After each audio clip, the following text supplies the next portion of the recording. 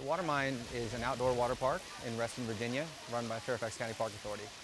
It really has a lot to offer families, from the little ones up to the teenagers and their parents.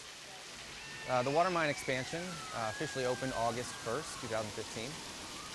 The most obvious new attraction would be our new body slides. There's 3 of those. They're very colorful and winding.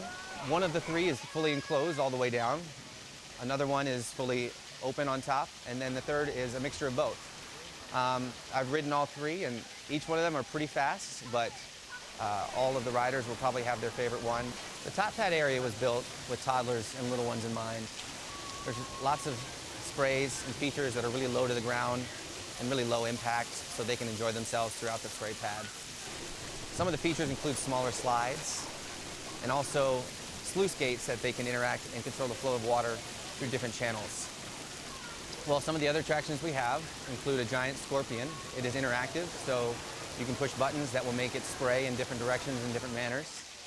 Also on the playground, there's dozens of interactive features where you can turn, guide, spray in all sorts of directions, and there's also different buttons and features where you can interact with the water and make it do what you want.